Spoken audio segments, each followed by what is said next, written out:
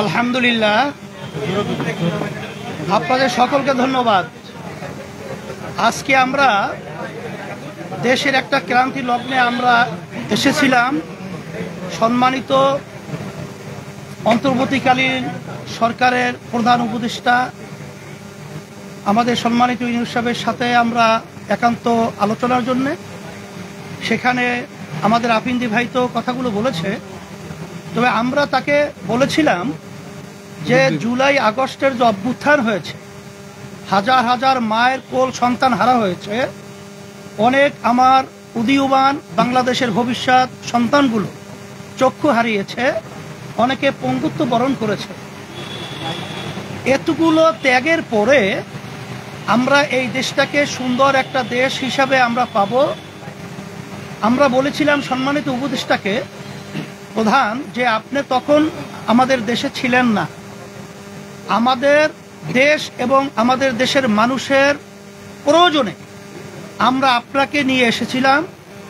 আমরা একত্রে সুন্দর দেশ গড়ার লক্ষ্যে মাঝখানে চলার পথে আপনি হয়তোবা কষ্ট পেয়েছেন বা আপনাকে কাজ করার সুযোগ দেওয়া হচ্ছে না, বিভিন্ন কায়দায় মানসিক ব্রেন বিভিন্ন ধরনের টর্চার আপনার উপরে চলছে, এটা আমরা অনুভব করছি।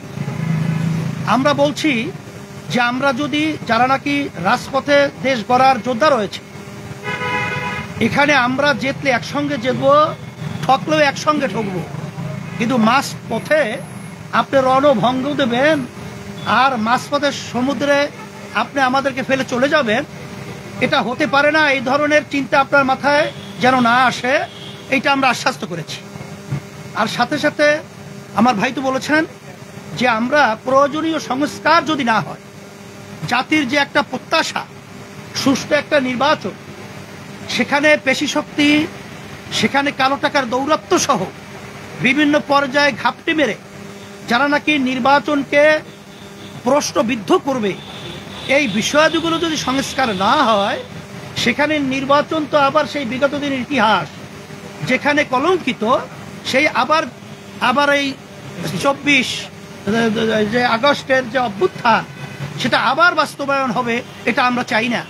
এই জন্য আমরা বলছি প্রয়োজনীয় সংস্কারগুলো আপনারা দৃশ্যমান তরিত আপনারা এটা করবেন।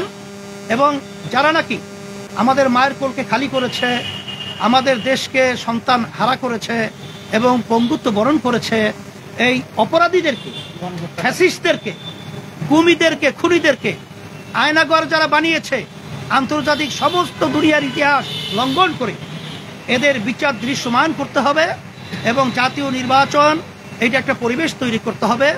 আর সাথে সাথে আমরা স্থানীয় নির্বাচনের ব্যাপারেও আমরা বলছি, এটা যদি আগে হয় তাহলে কালো টাকা এবং পেশি শক্তির প্রভাবটা সেখানে এলাকায় ওভাবে তারা করতে পারবে না, বিধায় সুন্দর একটা জনপ্রতিনিধির একটা প্ল্যাটফর্ম তৈরি হবে, এটা আমরা আলোচনা করেছি। আর সাথে সাথে আপনাদের সকলকে আমরা ধন্যবাদ জানাই এর জন্যে যে আমরা যেন এই দেশ গড়ার ব্যাপারে আমরা সবাই একাকার হয়ে অন্তর্বর্তীকালীন সরকার সহ এবং যারা আমরা রাজনৈতিক জুলাই অভ্যুত্থানে যোদ্ধা যারা আমরা ছিলাম, প্রশাসন সহ, সাংবাদিক বন্ধুরা সহ সকলকে আমরা একত্রিত হয়ে আমরা দেশ গড়ার ব্যাপারে আমরা যেন একাকার হয়ে কাজ করতে পারি। আপনাদের সকলকে ধন্যবাদ জানাচ্ছি এবং আমাদের আলোচনা অত্যন্ত সুন্দর ফলপ্রসূ হয়েছে। এবং বলেছি আমরা যে আমাদের সকলেই আমরা অনেকে তো দাবি করি ডিসেম্বর নির্বাচন হওয়া, 25, কেউ দাবি করি রমজান, কেউ দাবি করি অমুক। আমরা বলেছি আপনারা সময় তো খুব বেশি এখানে হেরফের না, আপনি বলছেন জুনের মধ্যে, এবং আজকে আমাদের সম্মানিত প্রধান উপদেষ্টা বলেছেন জুনের একদিনের পরেও এই সরকার থাকবে না 2025, এটা আপনারা নিশ্চিত থাকেন। 2026 এটা পরিষ্কার সে বলেছে, তাই সেই হিসেবে আমরা এটা আস্থা রাখতে পারি। বিধায় আজকে আলোচনা খুব সুন্দর হয়েছে এবং আমরা সবাই দেশ গড়ার ব্যাপারে আরো যে আমাদের যে একটা ভয় ছিল, অন্ধকারের মেঘ ছিল, সেটা আল্লাহর রহমতে অনেকটা কেটে গেছে।